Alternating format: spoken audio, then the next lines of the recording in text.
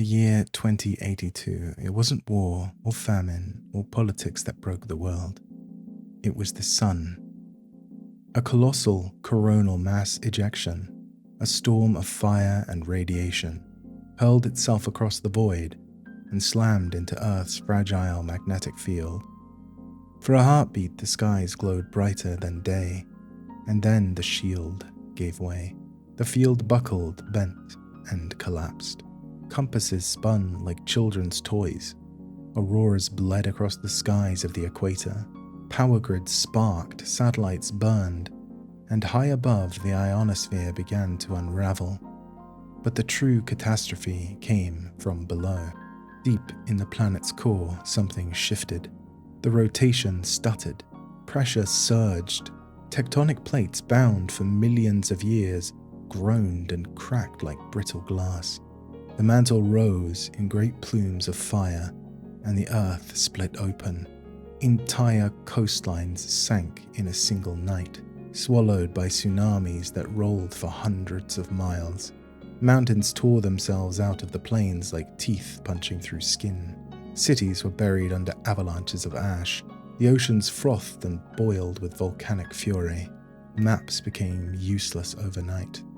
The world as humanity had known it, its rivers, its borders, its continents, were gone. Civilization, in all its brilliance, found itself huddled in the dark, staring at a sky it no longer understood. And yet, out of this terror came discovery. From the wounds in the Earth's crust, a strange new substance spilled into the light. Crystalline, radiant, humming with energy. Scientists named it Corite, a miracle mineral. At first, it seemed to be salvation. Corite burned hotter than fusion, cleaner than fossil fuels, more versatile than anything humanity had ever known. It was a conductor, a fuel, and a catalyst all in one. Corporations built fortunes overnight. Nations fought not over oil but over glowing veins of crystal erupting from the scars of the catastrophe. But Corite was not benign. It was alive in its own way. Wherever it spread, the land withered. The ground grew toxic. Marson's zones, vast ghostly wastelands, began to bloom across the world. Entire regions turned into no-go zones where nothing living could endure. Worse still was the sickness. Miners came back coughing black dust. Families near extraction sites grew pale, weak, and brittle. They called it Marson's disease. Incurable, unstoppable, a slow erasure of the body and the mind. And then there were the storms.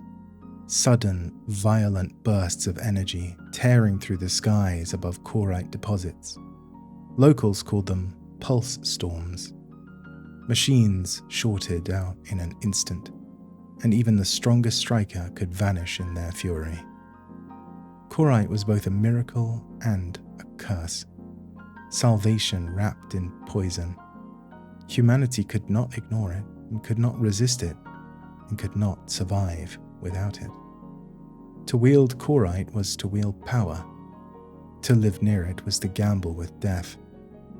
And yet in every shattered nation, in every corporate boardroom, in every desperate survivor's eyes, the crystals gleamed like hope.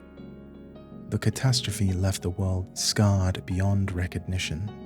Entire regions swallowed by oceans, mountain ranges thrust high into the sky, and vast wastelands marked forever by Corite. But humanity did not vanish. Against all odds, it endured.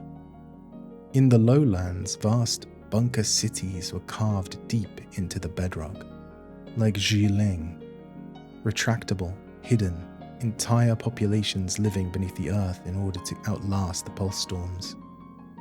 In the skies, the Federation raised floating fortresses such as Graceland Sky City, their levitation engines powered by the very Corite that had poisoned the land below.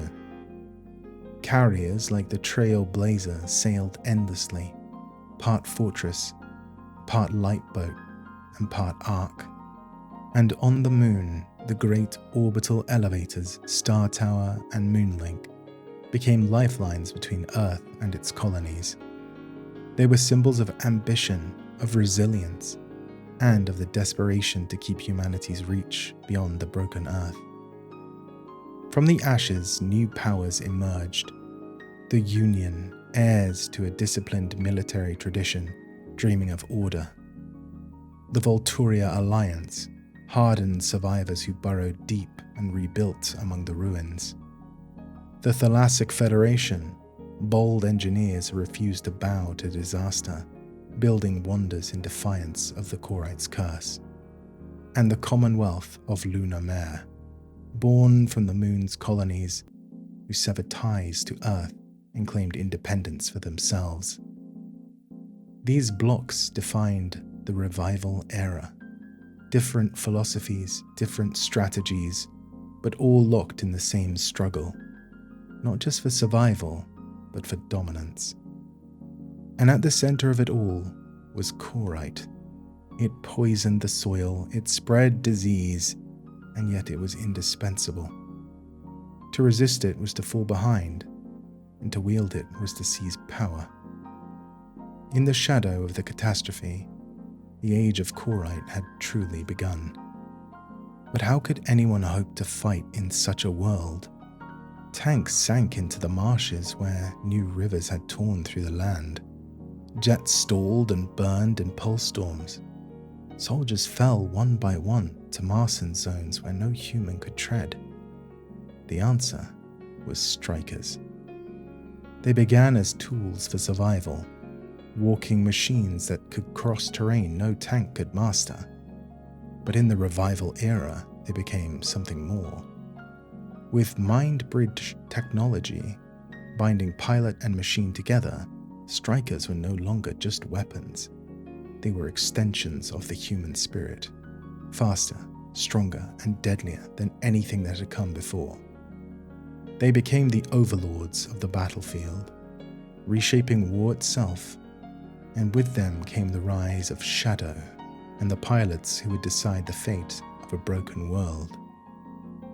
This was the beginning of the epoch of Break Strikers. Next time, we'll explore the factions themselves, the Union, the Alliance, the Federation, and the Commonwealth, and how their rivalries continue to shape the age of Corite.